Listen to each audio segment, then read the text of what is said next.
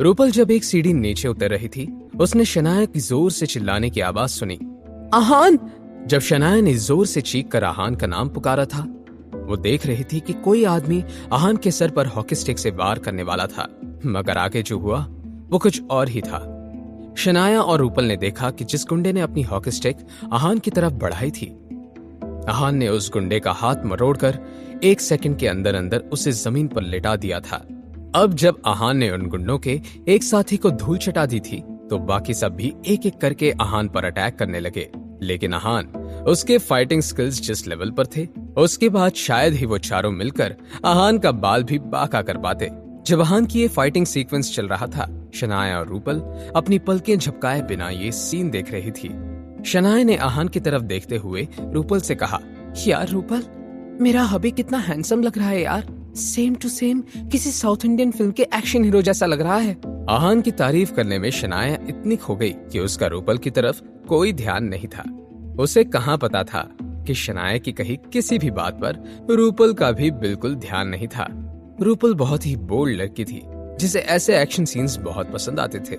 शनाया देखो, उस black shirt वाले मोटे को तो ऐसा मारा है कि जरूर उसकी 1-2 हड्डियां तो टूट ही गई होंगी। और वो ब्लू टी शर्ट वाला देखो, उसकी आंखें कैसे काली हो गई हैं। वाह यार, इन लोगों को ऐसी धुलाई होते हुए देखकर मुझे बड़ा सुकून मिल रहा है। रूपल के चेहरे को देखकर ये बात कोई भी बता सकता था कि वो अपने सामने इस सीन को कितना एंजॉय कर रही थी। कुछ देर उन गुंडों को पीटने के बाद आहान रुक गया।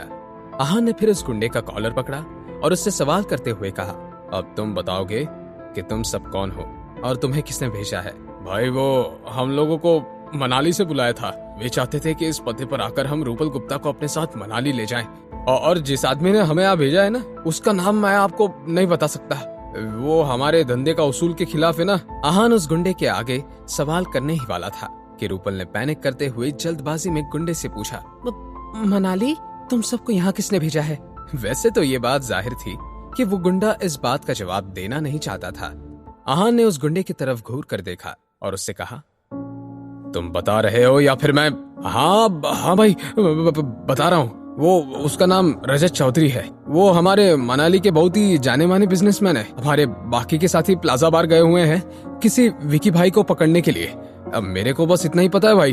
ठीक है, जाओ, अपने साथियों को लेकर यहाँ से निकल जाओ।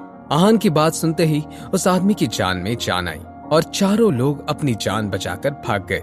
आहान ने फिर जल्दी से अपने मोबाइल में एक नंबर डायल किया। वो फोन स्विच ऑफ आ रहा था। आहान ने फिर एक दूसरे नंबर पर कॉल किया। आहान ने परेशान लगते हुए कहा, रॉकी, तुम कहाँ हो? और विकी भाई, वो कहाँ है? आहान भाई, वो मैं किसी काम से बाहर गया हूँ। वापस आकर देखा तो विकी भाई गायब थे। रॉकी, एक काम करो, रजत चौधरी नाम के एक आदमी की सारी इंफॉर्मेशन निकालो। मेरे ख्याल से वो इस वक्त मनाली में है। उसने ही विकी भाई को किडनैप किया है। मैं तुम्हें एक एड्रेस भेज रहा हूँ, जल्द से जल्द तुम यहाँ आ जाओ। हम साथ में मनाली चलते हैं और विकी भाई को बचा लेते हैं। जैसे ही आहान ने मोबाइल को अपने कान से हटाया, शनाया ने उसको पूछा, अभी क्या हुआ है? क्या विकी भाई किसी खतरे में है? शनाया, देखिए, मुझे मनाली जाना होगा। वो आदमी भाई के साथ कुछ कर रहे हैं। इससे पहले वो कुछ और करे, मुझे उनसे बचाना होगा। रॉकी से कहकर मैं कुछ आदमियों को आपके पास सिक्योरिटी के लिए भेज दूंगा। अगर आपको किसी चीज की जरूरत हो तो उनसे कह दीजिएगा। अभी डोंट वरी, मैं और रूपल यहाँ सेफ रहेंगे, लेकिन तुम भी अपना ख्याल रखना, किसी मुसीबत में मत फंस जाना, ओके? जब आहान और शनाया अपनी ही बातों में लगे हुए थे, रूपल ने अपनी नम आंखों से आहान की तरफ देखा और बोली, आई एम सॉरी आहान, अगर कल मैंने शनाया को वो मैसेज सेंड ना किया होता तो ये सब नहीं होता। रूपल, ये तुम क्या कह रही हो?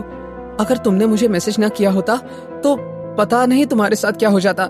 हाँ रूपल, तुम्हें परेशान होने की कोई जरूरत नहीं है, और वैसे भी तुम इतनी इमोशनल अच्छी नहीं लगती।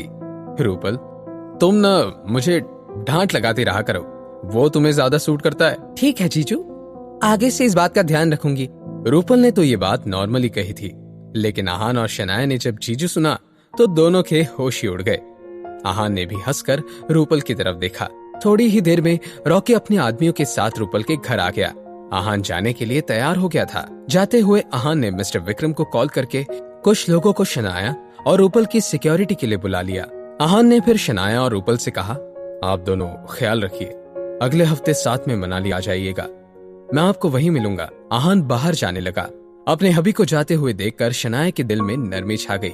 शनाया ने फिर कुछ सोचा और अपने आप से ही बोली, मैं आहान से आज अपनी फीलिंग्स का इजहार करने वाली थी, लेकिन बात आधी ही रह गई।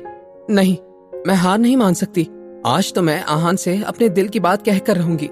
शनाया ने अब अपना मन पक्का तो कर लिया था। उसने फिर भाग कर जाते हुए आहान को अप्रोच किया और बोली, आहान, वो मुझे कुछ कहना है। हबी आए। क्या शनाया अपने दिल की बात कह पाएगी? आहान के साथ अब मनाली में क्या होने वाला था? क्या वो विकी भाई को बचा पाएगा? जानने के लिए देखिए अगला एपिसोड सिर्फ पॉकेट एफएम के YouTube चैनल पर, और सीक्रेट अमीरजादा के सारे एपिसोड्स को सुनने के लिए डिस्क्रिप्शन में दी हुई लिंक से डाउनलोड कीजिए पॉकेट एफएम ऐप।